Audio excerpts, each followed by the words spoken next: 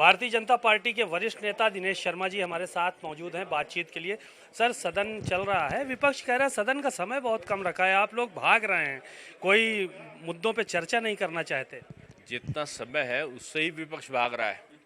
अब विधान परिषद के बाहर खड़े हो, अंदर जाके देखो, विपक्ष का केवल एक व्यक्ति बैठा है सीट पे। विपक्ष स्वयं से गंभीर नहीं है जनता की समस्याओं को उठाने का।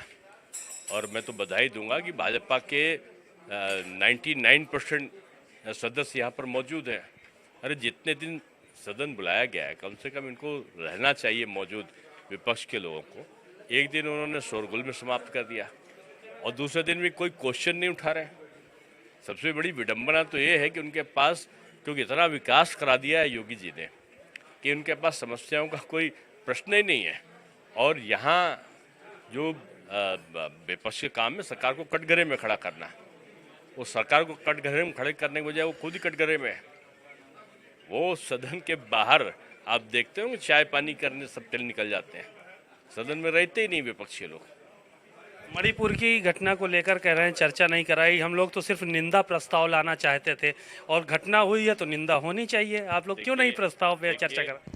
इसके मतलब आपको बधाई देनी चाहिए योगी सरकार को कि उत्तर प्रदेश से संबंधित कोई भी समस्या उनके पास नहीं थी जो वो उठा सके। हर क्षेत्र में काम हुआ है और इसके लिए वो मणिपुर तक पहुंच गए, जबकि नियम के अंतर्गत विधानसभा में प्रदेश से बाहर की चीज़ों को नहीं उठा सकते, ये उनको पता है। लेकिन चूंकि उनके पास मुद्दा नहीं था, एक मणिपुर मुद्दा दिखाई पड़ा, इसलिए उन्होंने इस प्रकार की बातें करी।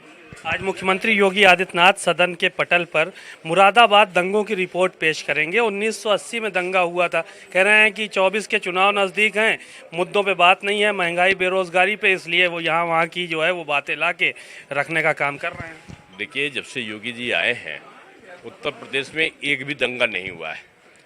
दंगे का कारण क्या रहा ये जग जाहिर होना चाहिए। और अगर किसी रिपोर्ट को आने में इतना समय लगा है तो इसमें बीजेपी का कोई दोष नहीं। जो पिछली सरकारें थी उन्होंने इसमें देर लगाई। अब जो रिपोर्ट आ रही है लोगों को पता चले कि दोषी कौन लोग थे, कौन लोग दंगा कराते, पता होना चाहिए ना।